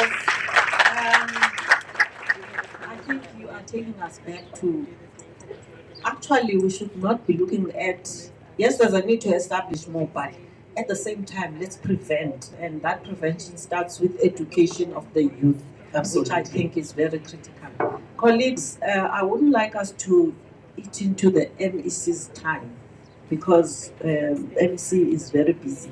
And so we will, okay. So we will only allow 2 inputs and then we'll close. Dumi and there's one over there. Thank you.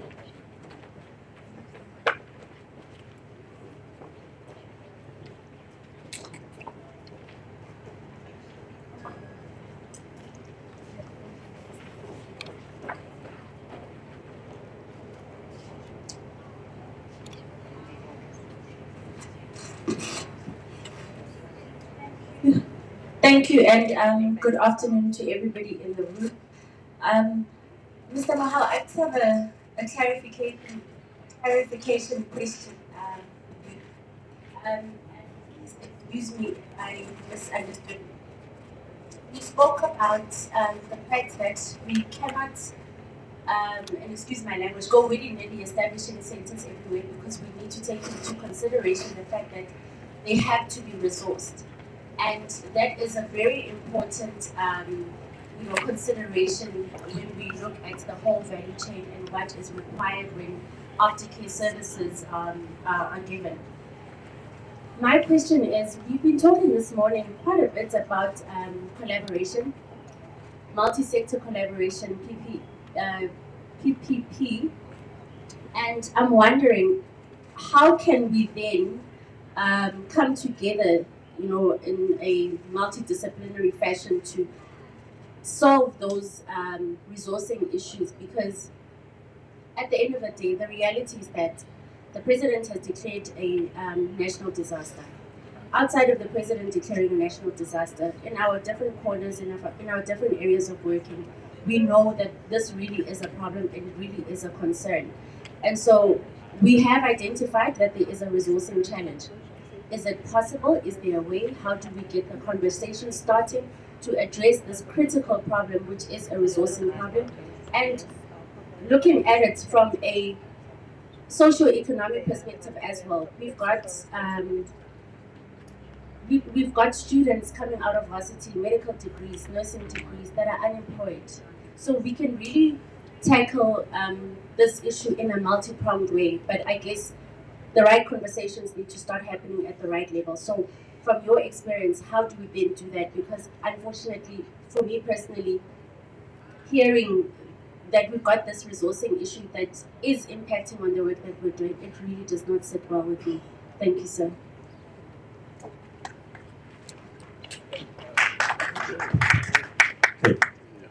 Thank you very much for that question, because it is actually at the core of the challenge that the Department of Health is sitting with. In that, yes, much as GBV has been classified a disaster, in the National Health Act, Chapter 4, Section 25, it actually mandates the department to create a division called Clinical Forensic Medical Services. And I'm glad the MEC is here, because that needs to be taken up with National Health to ensure that that actually is implemented, and then financial resources are allocated to the program to be able to then employ people, because as I indicated, when you have a nurse clinician or a medical doctor with multiple responsibilities, and they then have to come back and provide care to a survivor of gender-based violence, whether it's intimate partner violence or sexual violence, they actually need clarity of mind to focus on the salient nuances that you will find within, so that you can then understand the impact of the incident on the health of the person and what those health needs will then look like. So you are going to require something not less than an hour and a half on that person. And when you then take the service and you put it to a person who has to also see primary health care patients, they are not going to have that time. So for the service to then be of the quality that you expect, you cannot take away time and space from that person. They require time and they require space. Space has been provided. Now it's the time that they have, and therefore it means for you to be able to give them the time, they need to be dedicated to the service. They must be appointed only to provide that service. And earlier on in the presentation that was done by the GBF fund, I think they indicated that investment in the service should not only be in the form of putting up structures, but we should also look beyond the structure, because we can have the structure and not have the human resources and capital to actually offer the needed services there. And that is what we require in health. We do not have them. And we do not have the financial resources to be able to appoint them and have an approved organogram to be able to provide human capital to these facilities that we are having. So this partnership can actually also look into that issue to assist with that. Advocate Bonnie will tell you that in one discussion that I had with her, with our whole team, I actually said to her, you know, instead of having a site coordinator appointed by the NPA to come to this facility, Health is already providing an operational manager who is expected to do the same functions that the site coordinator is doing. Can you convert the fund of the site coordinator into us getting a medical officer or a professional nurse? Because if we do not have those, then the TCC becomes a white elephant, because those people have to be there 24/7. And the other people can be there during office hours only. They're not there to weekends, they're not there after hours. But health must be there. No, thank you very much. I think it just highlights that there are still challenges. Go ahead, ma'am. Great. Thank you for this wonderful session. My name is Lynn McLean. I work with Volterra Platinum, responsible for the National GBV strategy. As part of that strategy, we've got 3 pillars around prevention, behaviour change, survivor care and support, and justice enablement, and we see the TCCs as central to that. We have supported 20 centres, whether CBOs, victim empowerment centres, or TCCs around our operations over the last 5 years. But one of the challenges that we do see is the very rural nature of our communities. And the lack of TCC support in those rural areas. As a team, how do you feel about, what is your strategy? What are your thoughts around supporting very rural communities? And is there an opportunity for us to look at models like Hub and Spoke, where there's mobile TCCs around the more rural areas? Your thoughts would be appreciated. Thank you. Thank you. I think the advocate can assist us there. Thank you very much. So the 68 Thuthuzela care centres that are across the country are in urban, peri-urban and rural areas. And we need to strike the balance because, again, we have to try and get access to justice for victims across the country. And because we have limited resources, and I don't have a Mr. TK who says they should invest and invest everywhere, the resources currently are limited. But we do try and strike that balance around the rural versus the urban. Again, in the urban areas, the numbers are extremely high. And so we need to address it's really sometimes a numbers game. Do we disregard the rural areas? Definitely not. We do understand that even in areas where the numbers, and I'm talking about the GBV numbers, are lower, it's because the population is less. But we do also go into those areas. If we go to the Northern Cape and you look at the numbers of our TCCs in the Northern Cape, it's sparsely populated, the province. So the numbers are always going to be low. That does not mean that the victim in the Northern Cape does not get to access a Thuthuzela care center. So around the mobile TCCs, you're speaking my language when you speak about a mobile TCC. That is something which we've already started looking at practically. How does one do that? How does one capacitate it? We already have identified areas where we think a mobile TCC could possibly work, but it is an expense. And so again, we will need the private sector to come on board to assist us in bringing this concept of a mobile TCC to fruition. I do believe that there are areas in this country where a mobile TCC is the best way forward, but it will require engagement, first of all, internally, even within the NPA, because we do staff the TCC. How does one do that? And we've already started those engagements internally with our HR, etc., to determine how do we capacitate. If it's a mobile TCC, we will also obviously do the same with DOH as well as DSD, and then with SAPS. But yes, it is something that we are considering, and we've even engaged with a private sector partner around it. We've just not gotten yet to the nuts and bolts, as they say, and clinching it. But yes, I do believe that there is space in the GBV sphere in South Africa for a mobile TCC. Thank you. Thank you very much. It's good to hear that, that is being considered. Ladies and gentlemen, I will not take up more of your time. We have been sort of making some of the summaries as we're going along. So it only behoves me to thank our great panel here for, your contributions and the insights. It's been a really good learning, which was the purpose, a day of learning, and we have definitely got that. Thank you very much.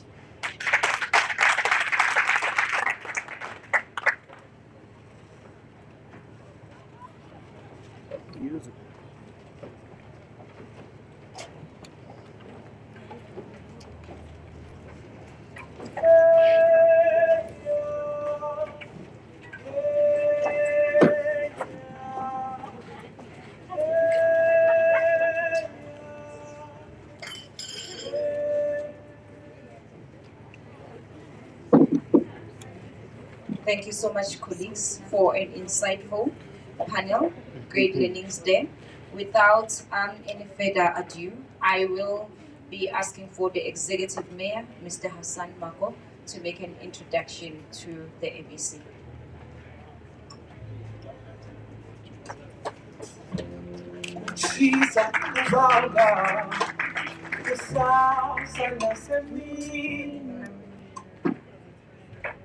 Thank you very much, Program Director, the Honorable MEC of Health and Wellness in Gauteng, Faith Mazibuko, representatives of the Medical Council in South Africa, our esteemed co-hosts from Seriti and Fraser Alexander, distinguished guests, community leaders, health workers, and all survivors, advocates present here today, stakeholders, members of the media, Sanbonani, good morning, Goeiemorgen. It is my honor and privilege to stand here today. Program Director, I'm here to share a message of renewed hope. In the recent past, Unveiling local municipality has faced significant headwinds. However, I am proud to announce that through disciplined financial management and collective resolve, we have begun to turn the tide. We have made notable improvements to our financial liquidity, stabilizing our books and strengthening our revenue base. While we're not yet out where we want to be, this financial recovery is not just about numbers on a spreadsheet. It is about the people. It directly translates to our enhanced capacity to restore basic services, maintain our aging infrastructure, and mostly invest in the social welfare of our communities. Today, we stand at a facility that perfectly symbolizes what we can achieve when government and private sector unite for a common purpose. This Kopanong Thuthuzela Care Center, unveiled today, is a direct result of a powerful partnership between government, the Minerals Council, Seriti, and Fraser Alexander. As an executive mayor, I view this facility as a major victory not just for Unveiling, but specifically for the communities of Everton, Sebokeng, and the broader Vaal region. It is a safe haven, a place of dignity, a beacon of hope for the most vulnerable survivors of the gender-based violence. It fills a critical gap in our healthcare system. However, Program Director, a facility is only as strong as the community that protects it. I make a sincere urgent appeal to our people. Please take an active role in protecting our public infrastructure. These bricks and the mortar, these beds and the medical equipment are yours. They belong to the people of Unveiling. Furthermore, we must stand to guard, protect our dedicated health workers and doctors, nurses and social workers who serve our most vulnerable.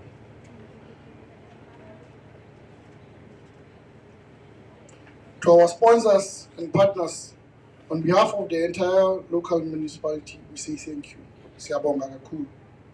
Your generosity has planted a seed that will follow for generations. But we do not stop here. We appeal for more innovative partnerships to tackle the crisis facing our young people. We need joint solutions for jobs, skills training, and platforms to unearth the raw talent that lies in our dormant townships. Our youth are not a problem to be solved. They are a solution waiting for a chance. And we invite the private sector to come to the table with new ideas to unlock this potential. Program Director, it gives me great joy to introduce our keynote speaker today, a leader whose journey embodies resilience and service. Please allow me to present the Honorable MEC of Health and Wellness, Ms. Nontanta Faith Masibuko. Born on the 2nd of April 1965,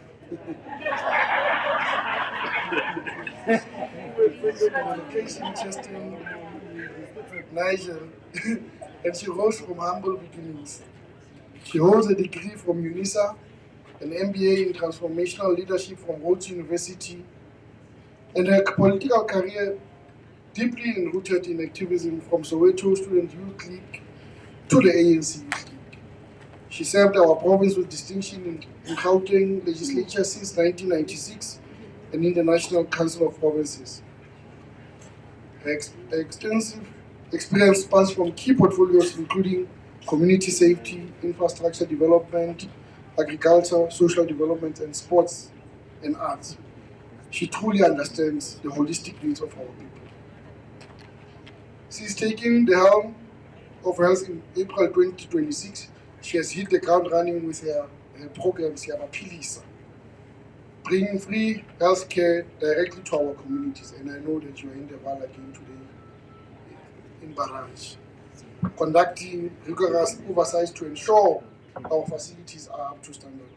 She's a leader, a mother, a champion for the vulnerable. I rise to introduce to you the Honorable MEC Faith Masibuko.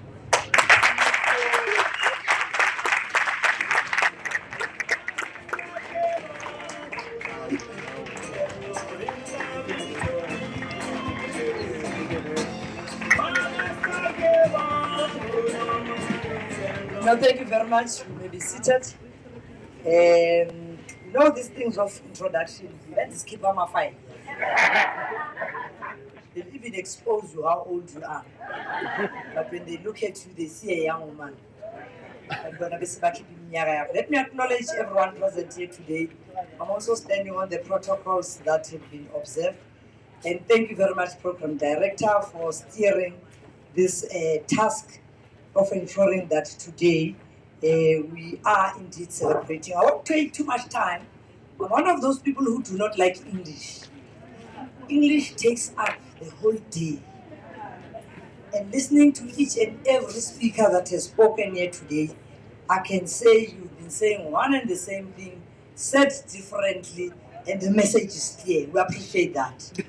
And also, Program Director, when I look at the audience, we're talking to ourselves. We're supposed to be having women from the neighboring townships who are the ones who have to access this facility. Kopanong gunani. And when I am abused, where should I go? And when there's help that I need, where should I go?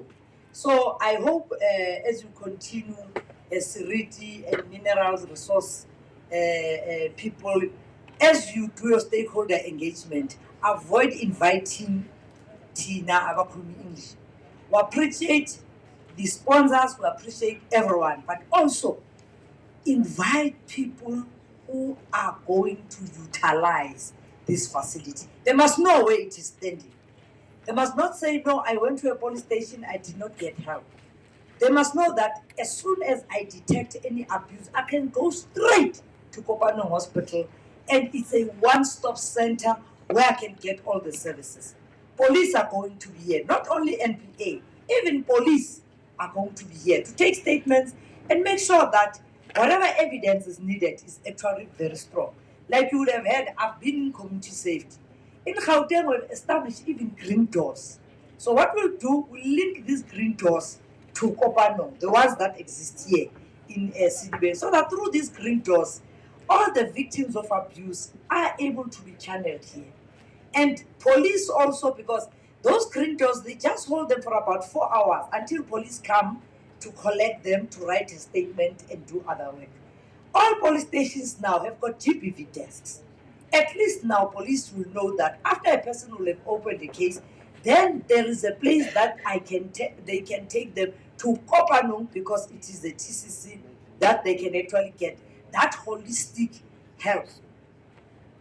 Doctors here, nurses here, forensics here, everyone, so that a person does not leave this facility feeling that justice has not been done. Now the responsibility, if not the ball now, will be in your court as justice system. You are the one that is always failing our people. You don't oppose a bail. And President will have said, anyone who will have raped, do not give them bail. Because they will end up also intimidating the very same person. That's why many women end up withdrawing cases. It's because they are going to down. And they continue suffering secondary victimization. So hopefully, as we progress and doing our work, we'll continue doing the wonderful work. Advocate Boni, in our engagement, we agreed that I am opening all our hospitals, 37 of them. Find space and build the TCC. And please, you don't want mkukus here. One beautiful buildings like this one that has been donated, that has been built, sorry, but I must not say it's a donation, it's a building. Don't bring us mkukus. You see that mkuku that is there? In fact, when you walk in there, you will fall if you don't mind your step. I tried to go to a loo there. Here, I nearly fell into the toilet. Now, the secondary victimization of people who are coming to utilize our facilities. I was already combat ready. So by the time I fell straight onto the path. Otherwise, there could have been a mess. So, we appreciate Mara Demkukuni as a saifun. want beautiful buildings like this. These ones that they're showing us on the DVDs. That's what we want. Then it's easy to maintain. Even as a department, we're able to invest our resources and maintain them. And each time a woman walks through that, or a child, even men, don't think men are not abused. They are abused, but they just die in silence. Kuthiwa tigers don't cry. No, they do cry. So babeze nabo and access these facilities because they will have been abused one way or the other. So we appreciate that. So, Advocate Boni, 37 hospitals, there's space. 373 clinics, there is space. We're not just find a corner there and said, no, we're putting it here.